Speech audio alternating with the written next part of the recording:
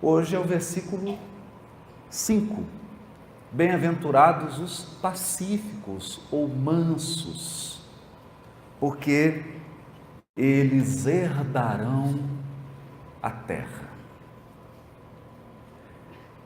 Aqui há uma promessa de recompensa aos brandos e aos mansos. A promessa da terra futura, do mundo vindouro. E nós, iluminados pelo conhecimento da doutrina espírita, sabemos que a terra futura é a terra ditosa, a terra que irá se recuperar e se preparar numa transição chamada mundo de regeneração. O mundo ditoso é o mundo dos brandos. Os mundos superiores é o mundo cujos habitantes possuem a mansuetude, a docilidade e a pureza de coração. De modo que, em toda a história bíblica, nós veremos um contraponto curiosíssimo, muito curioso. Tanto aqueles que não conheciam a mensagem espiritual, tanto aqueles que não estavam afinizados com a revelação espiritual, quanto os religiosos, sempre pautaram suas vidas e suas condutas pela violência, pela força.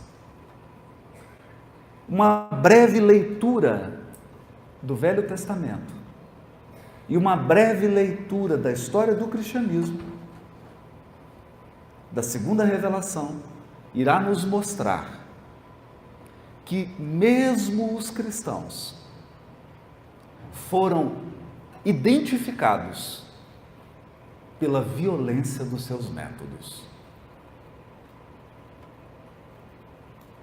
Quando estudamos a noite de São Bartolomeu, a Inquisição,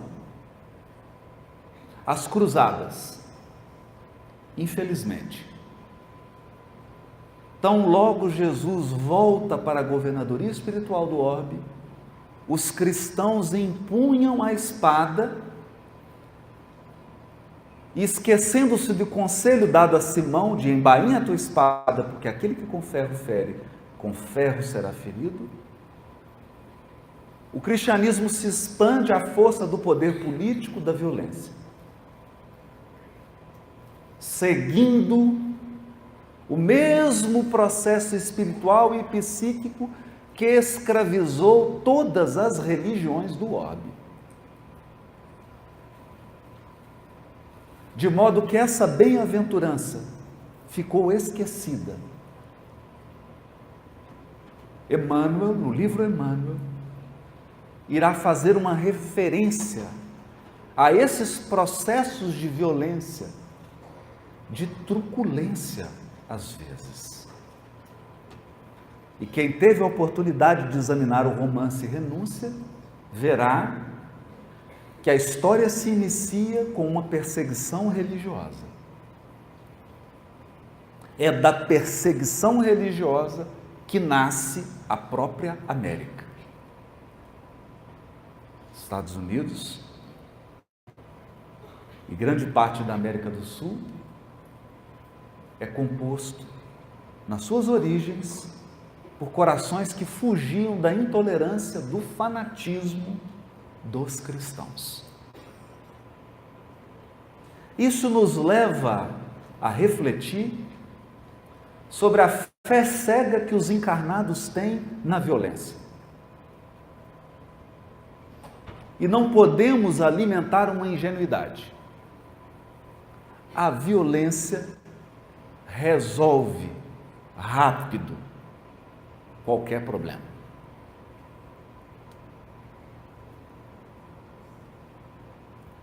É estranho, né? resolve rápido, mal e por pouco tempo.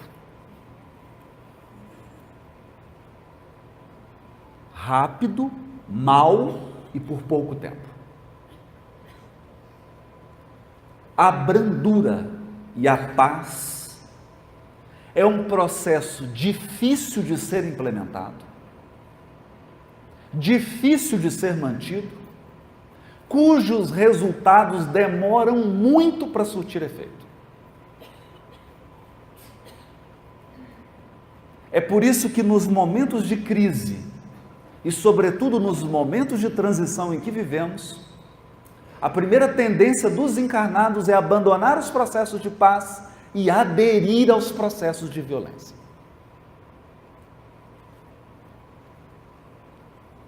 Porque eles são tudo que a sociedade contemporânea espera.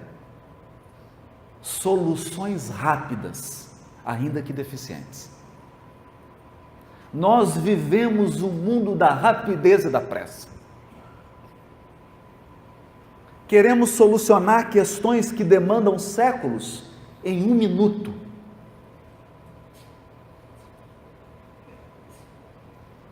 Adotando processos precipitados que não consideram o espírito de sequência da natureza.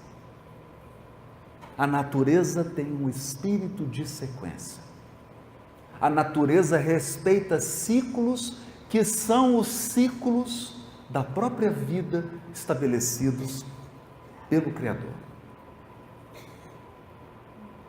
Portanto, nós sempre identificamos o violento e aquele que detém o poder de intimidar e de impor como a pessoa mais apta a solucionar. É importante refletirmos sobre isso. É por esta razão que a mensagem de Jesus, até os dias de hoje, é profundamente amarga e indigesta, principalmente para os cristãos.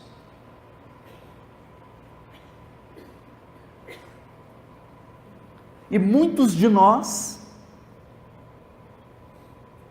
tentamos fugir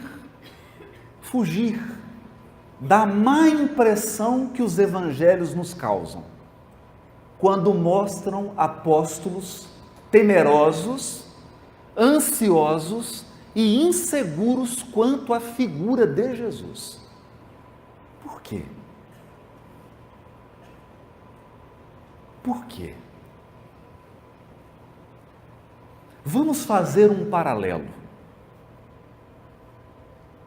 A revelação espiritual nos disse que o Brasil é o coração do mundo e a pátria do Evangelho.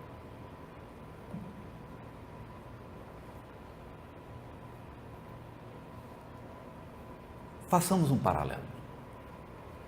Que Jesus é esse? Que Messias é esse que não veio acompanhado de um exército? Que Messias é esse que não libertou o povo hebreu da opressão romana através da espada do sangue? Que Messias é esse que não assumiu o poder pela força?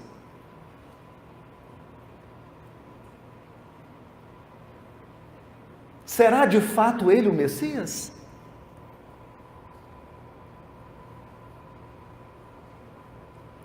Talvez essa seja uma questão tão distante que nós não pensamos sobre ela. Mas pensa, que pátria do Evangelho é essa, cheia de desigualdade e de violência? Pensa nisso. Que Evangelho é esse?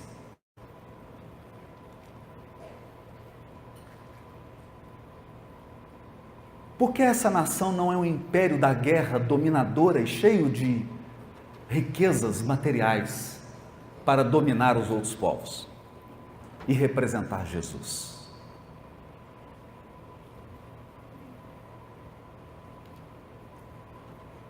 A nossa crença, que é natural,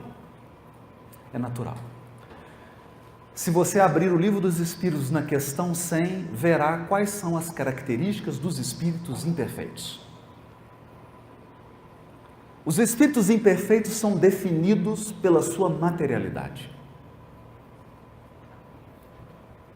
pelo predomínio dos instintos e das paixões físicas, predomínio da matéria sobre o espírito. Isso significa que o espírito imperfeito é alguém possuído e não alguém que possui. O espírito imperfeito, ele não tem o corpo, é o corpo que tem ele.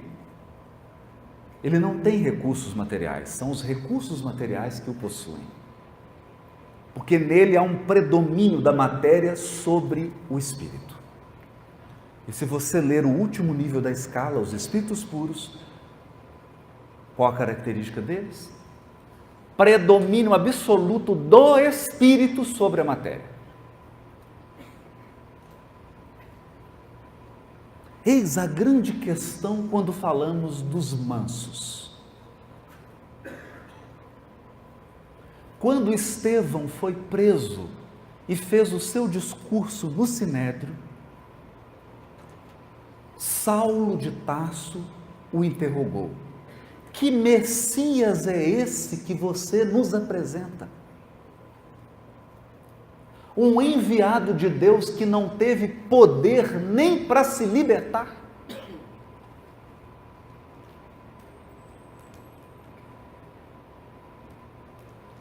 Não teve força suficiente nem para descer da cruz injusta. É essa criatura sem poder, sem força, que você quer que nós sigamos.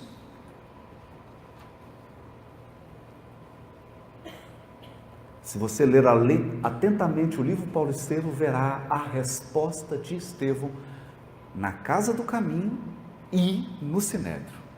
Ele diz assim: e o que esperava você? Um dominador que viesse numa biga, capaz de tombar ao primeiro buraco da estrada?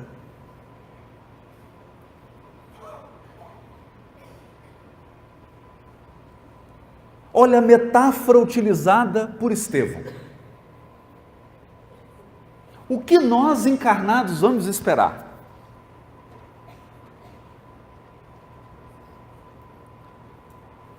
Um veículo poderoso que para por falta de combustível? É esse o poder? O poder de um guerreiro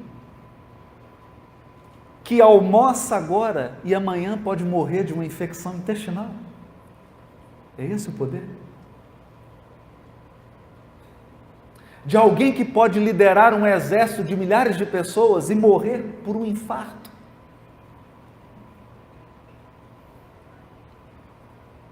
Então, a natureza da vida corporal é uma natureza de fragilidade. A marca da encarnação é a marca da fragilidade. Você está aqui agora e pode ser que daqui 2 horas você esteja, mas não encarnado.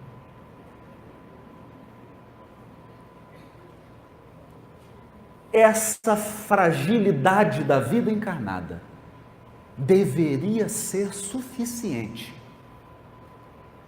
para percebermos que nenhum poder que emana da matéria se compara ao mais simples poder que emana do Espírito.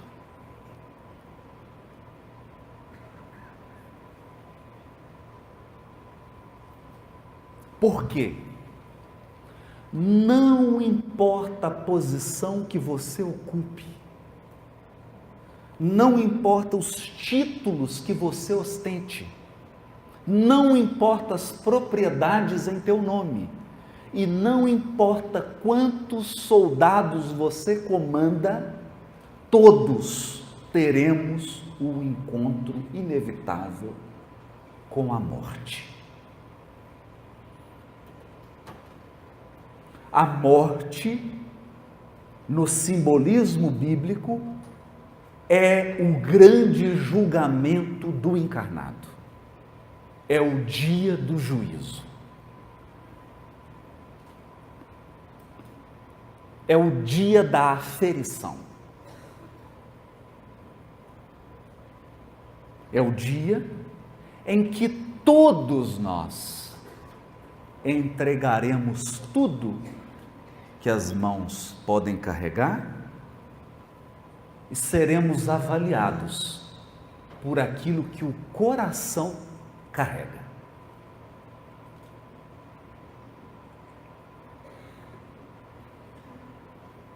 Portanto, a marca dos espíritos superiores é a afabilidade e a doçura.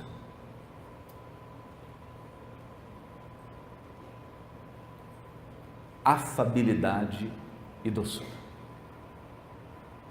Por isso, o trabalho do Evangelho nunca foi um trabalho de convencer.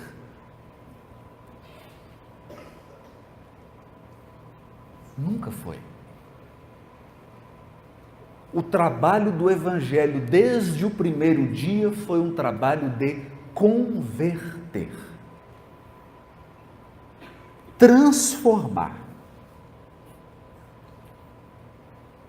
Nosso irmão Jaider deu o exemplo aqui da conversão ou transformação da Maria de Magdala. E nós poderíamos citar vários outros exemplos. A diferença do convencimento para a conversão é do grau de comprometimento do espírito. Na conversão, o ser se torna absolutamente comprometido com a causa.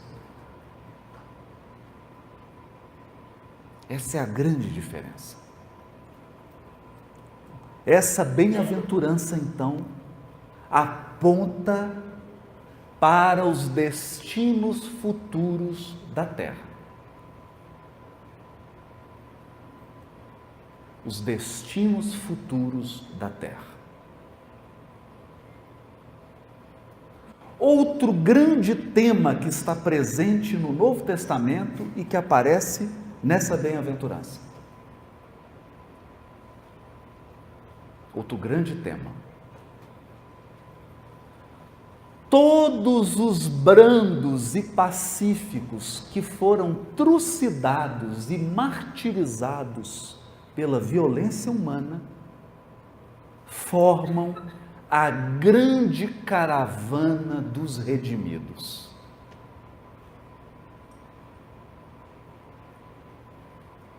Então, nós costumamos pensar em Allan Kardec como um espírito apenas dotado de muita inteligência, de muito bom senso, capaz de fazer uma obra educativa e de organizar o material da revelação. Mas não é só isso. Não é só isso. Esse espírito compõe a caravana dos mártires redimidos, porque ele foi queimado vivo na encarnação como Jan Hus.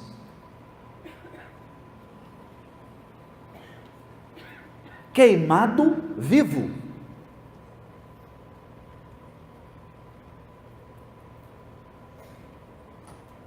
Sem perder a sua brandura, sem perder a sua mansuetude, a ponto de nós termos aquela história tragicômica. Jan Hus estava com os gravetos todos em torno do seu corpo,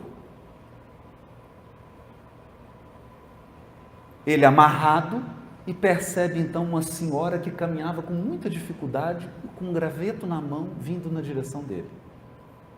Era uma senhora cristã. Cristã que vinha trazer um graveto para pôr fogo em alguém.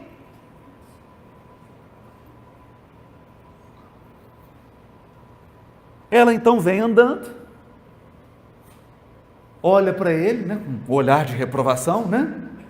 Está errado, temos que defender Jesus, vamos queimá-lo. E joga o graveto, e Anrus diz assim: santa ignorância. Uma ignorância santa.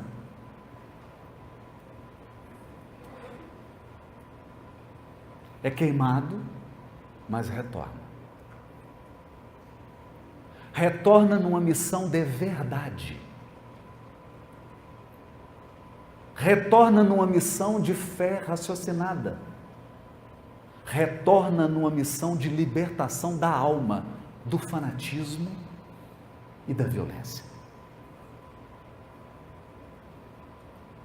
Não há uma palavra, um gesto de violência na vida do codificador. Há gestos de firmeza. É um educador firme. O que é, o que não é, não é. Mas não violência. Basta uma leitura da obra Viagens Espíritas para sabermos como que o codificador lidava com questões que hoje o movimento espírita lida. Sempre vivendo a caridade. E nós poderíamos citar aqui, nessa grande caravana, quantos espíritos? Quantos? Quantos espíritos já se libertaram do fascínio da violência? Ou melhor, do fascínio dos métodos da violência?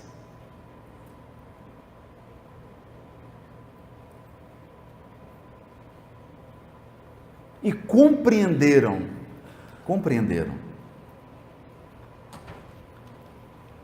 que o cosmos, a criação infinita, é dirigida pelo supremo poder.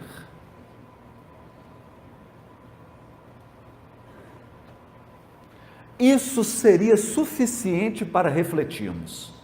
Se a vida é dirigida pelo supremo poder, por que ele não resolve agora e de uma vez por todas os problemas? Será por falta de poder? Será que Deus é fraco? Falta-lhe poder para solucionar os problemas?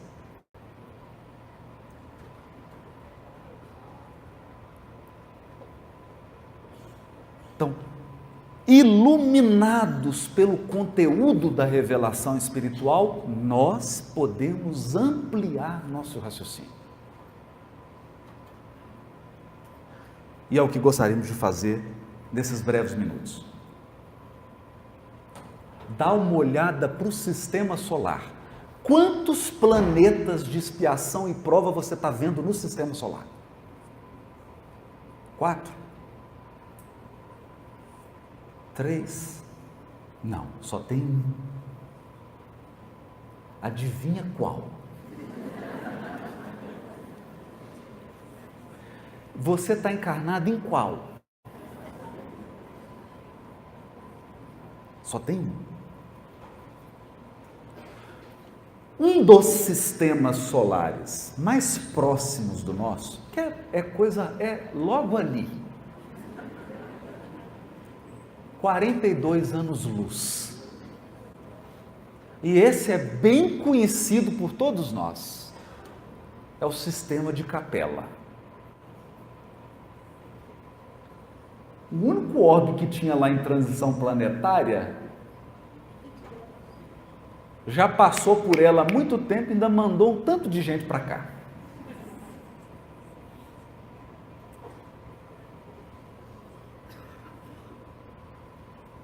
Faz uma pequena conta.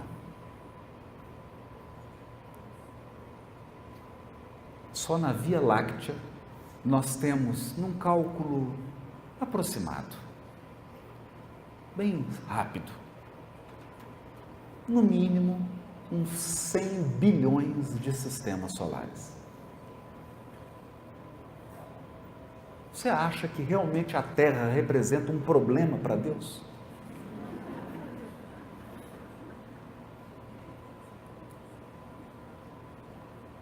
Será?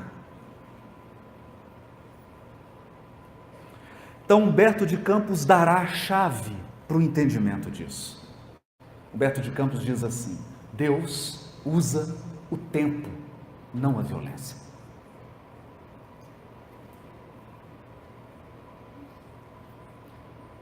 Ah, mas o tempo demora, por isso que ele resolve. E todos os processos da natureza estão embasados no tempo. Acontece que nós precisamos discernir. Se você plantar alface hoje, você come daqui 15 dias. Se você plantar o café hoje, você vai tomar a primeira xícara quando? No mínimo 5 anos depois.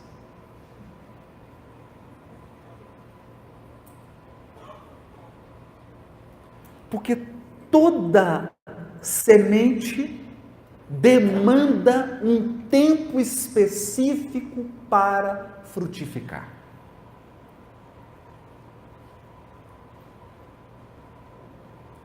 Ninguém sai da categoria de espírito imperfeito para a categoria de espírito superior no susto. Há um tempo do amadurecimento. Há um tempo.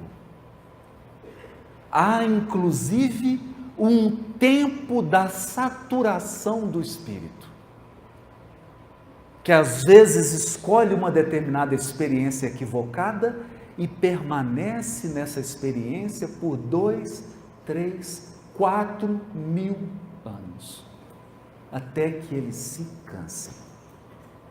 Se você abrir o livro Libertação, verá que Matilde, aquele espírito que protege, dirige e que fora mãe de Gregório, pede ajuda a Clarencio, o benfeitor, dizendo assim: começo a perceber na alma do filho querido sinais de tédio.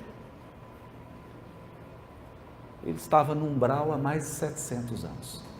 700 anos. Ele estava começando a ficar sem graça.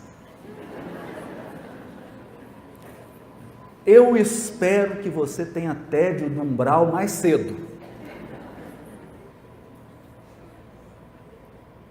Mais cedo. Porque a violência, os processos da violência, os processos do mal, esgotam o espírito a médio e longo prazo. A médio e longo prazo. Por quê? Porque nós não fomos construídos para odiar.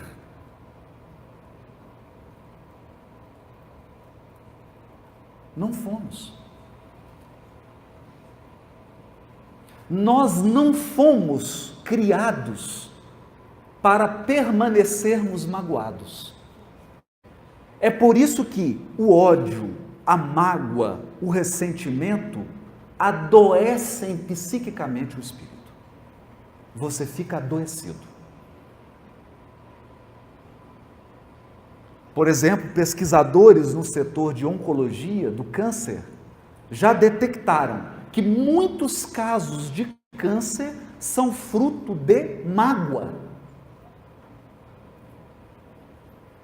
Inclusive, muitas mulheres desenvolvem o câncer no seio ou em outras regiões por mágoa, ressentimento.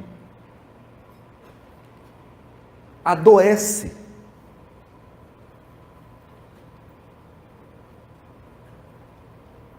O que significa isso? significa que nós não fomos projetados para o ódio. Nós não fomos projetados para o clima da inveja, da disputa, do despeito. Nós fomos projetados para o clima da cooperação mútua, do respeito mútuo.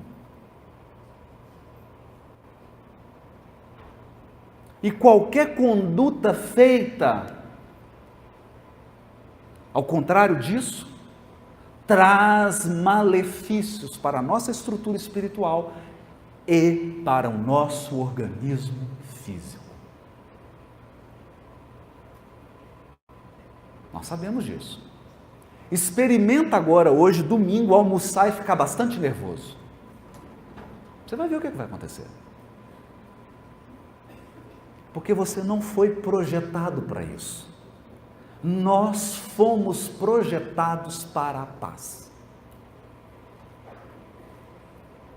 Nós fomos construídos para a paz. A mansuetude, a brandura, a afabilidade, que é o ser afável, ser cordial, amoroso, esse clima de amor mútuo nos alimenta. Você pode estar num ambiente de trabalho cheio de serviço num dia, mas se o clima estiver amável, dócil, afável, você trabalha 14 horas e não sente. Em compensação, se você estiver num ambiente em que tem um clima de inveja, de mesquinhez, de mágoa, você não consegue permanecer 15 minutos naquele ambiente. Os brandos perceberam isso. Mas por que estamos falando dessa maneira? Por que estamos dando esse exemplo e toda essa volta? Porque ninguém constrói brandura simplesmente porque acha a brandura bonita. Você não se torna um espírito manso porque ignorou a violência. Não. Não. Você se torna um espírito manso exatamente quando compreendeu a violência e os limites dela.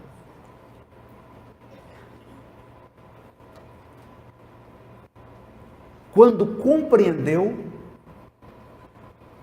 os malefícios que o clima da guerra, seja ela psíquica, emocional ou física, provocam na criatura e em toda uma comunidade. Então não é por ingenuidade. Não é?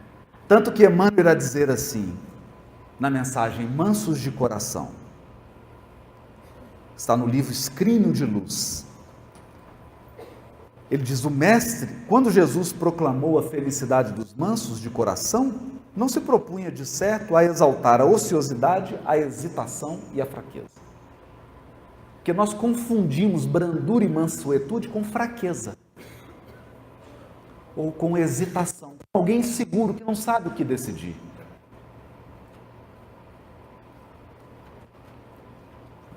O mestre desejava destacar as almas equilibradas, os homens compreensivos e as criaturas de boa vontade, que alcançando o valor do tempo, sabem plantar o bem e esperar-lhe a colheita, sem desespero e sem violência.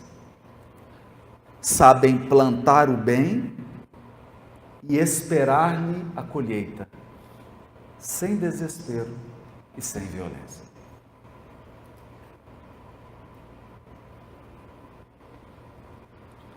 Acontece que nós temos uma marca psicológica que está presente em toda a série de André Luiz.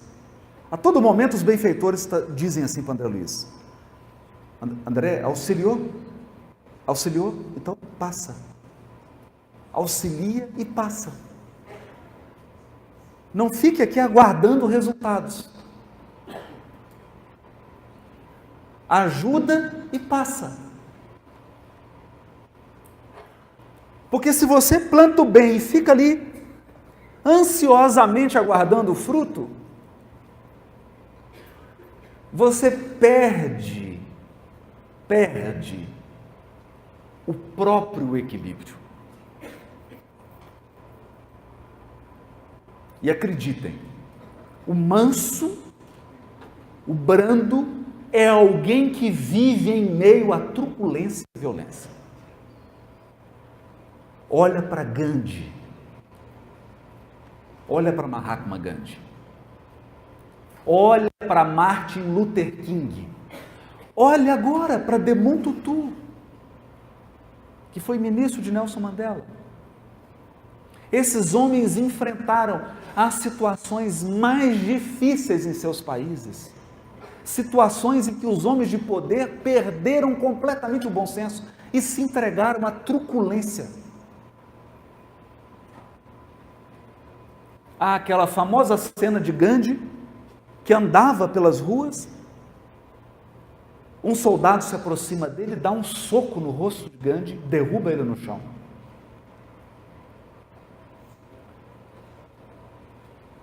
Gandhi passa a mão no rosto, levanta, o soldado dá mais um golpe nele e ele cai no chão. Ele se levanta de novo sem esboçar a mínima reação. E o soldado então pergunta: quem te ensinou a ser esse covarde? E Gandhi respondeu: esse homem que está no crucifixo do seu pescoço.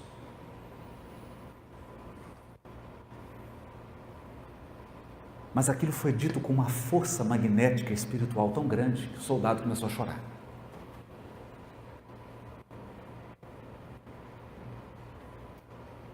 Era forte. Um homem que trazia um crucifixo pendurado no pescoço, dando soco em alguém que não reagia.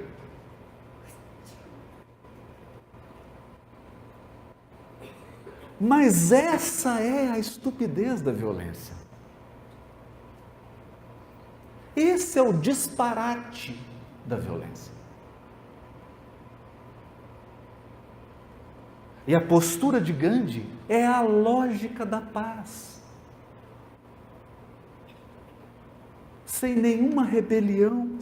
Eu vivi, peço licença aqui antes de terminar, para narrar esse caso, depois vou fazer uma leitura de uma mensagem de Maria Dolores, que recebi. Eu tive a oportunidade de fazer uma palestra ao lado do neto de Mahatma Gandhi, em Brasília. E a palestra era Bem-aventurados os mansos, porque eles herdarão a terra. E ele ficou olhando, porque ele não conhecia Espiritismo. Depois era a fala dele. Ele então agradeceu e disse assim: você me permite, queria contar um caso sobre o meu avô, baseado no que você falou. Eu fiquei super feliz com aquilo, né? Um caso do Gandhi. E ele disse assim: nós éramos crianças, meus pais iam visitar a casa do meu avô, Gandhi, da minha avó, e como toda criança a gente fazia umas coisas que não deve. Levado à arte. E um dia ele disse: um dia eu fiz uma coisa lá bem feia. Então o vovô Gandhi, o vovô dele é o Gandhi, vovô chamou na mesa com vovó e disse assim para ele: meu neto, se você fez isso, eu não fui capaz de transmitir a você os valores da paz e os valores da educação.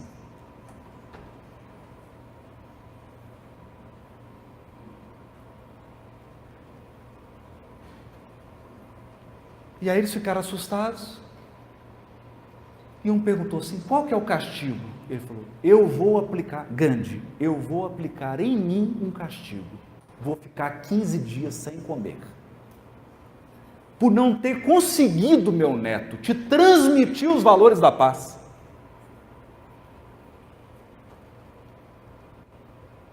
Aí ele disse que ia comer. Ele comendo, porque amava o avô.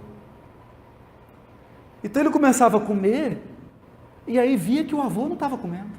Então ele começou a sentir vergonha do que ele fez. Veja, o Gandhi não deu um castigo para ele, deu um castigo nele mesmo.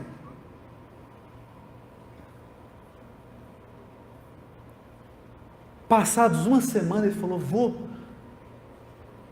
por favor, volta a comer. Eu prometo que nunca mais vou fazer isso.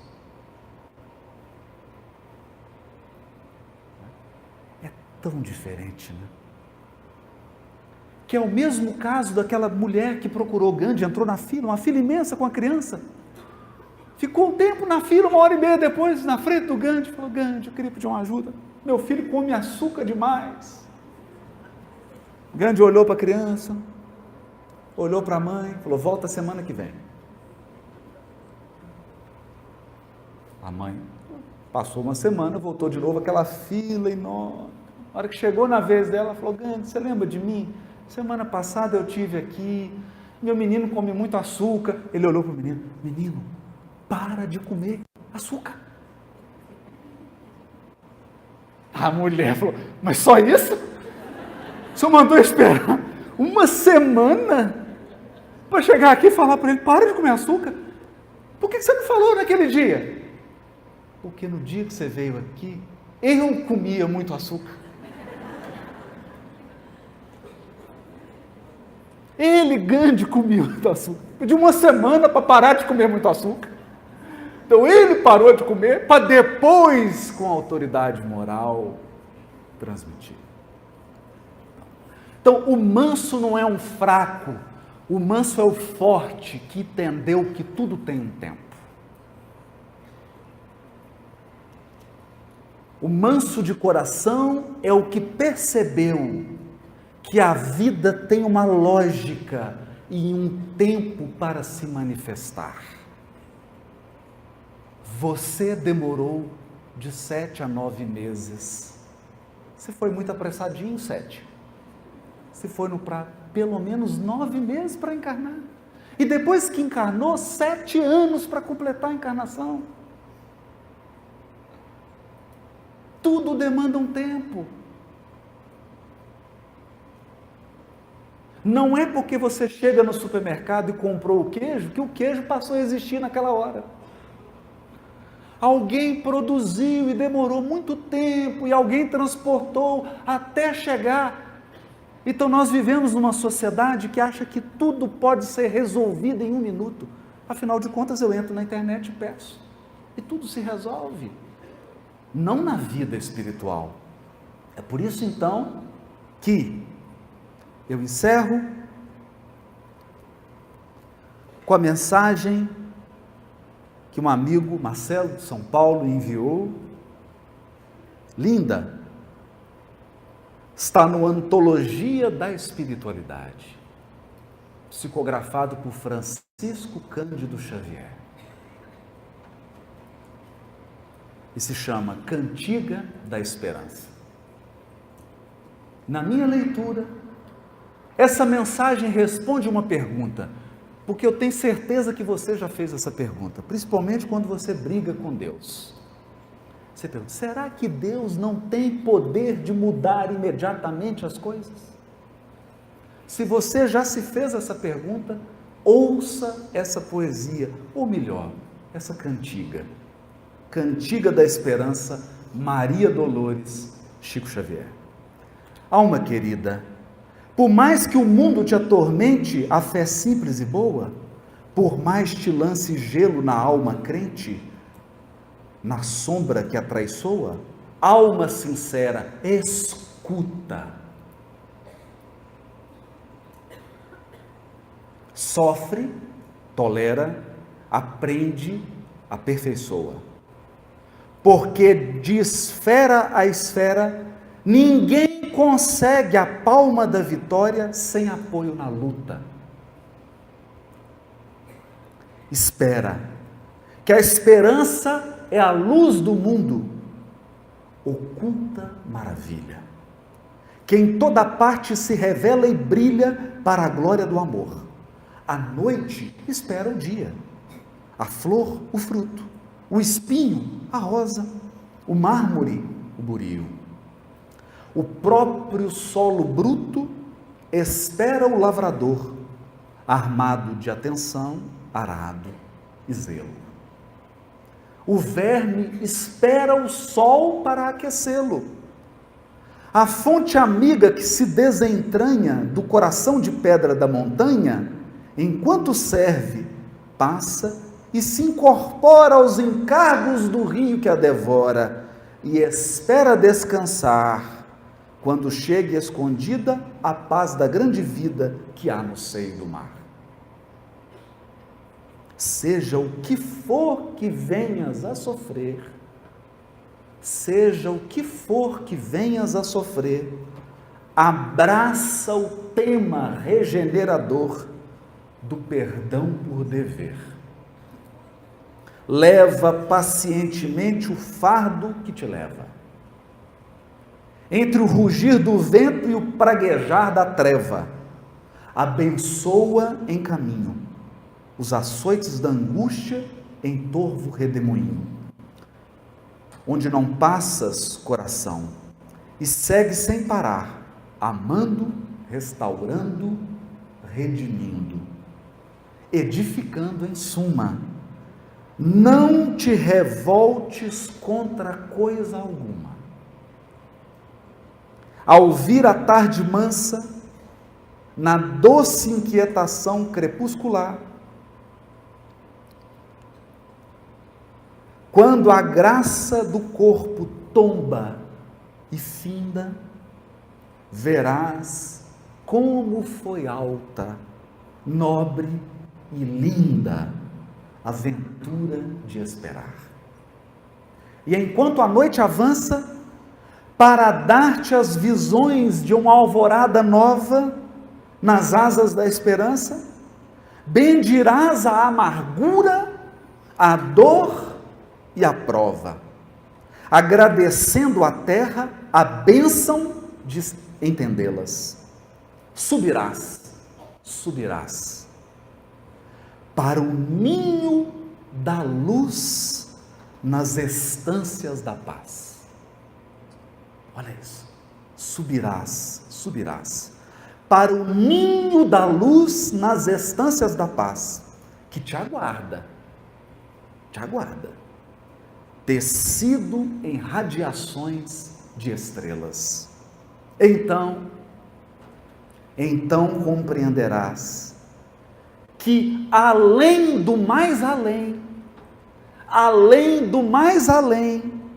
no coração da altura, Deus trabalha, Deus sonha, Deus procura, Deus espera também.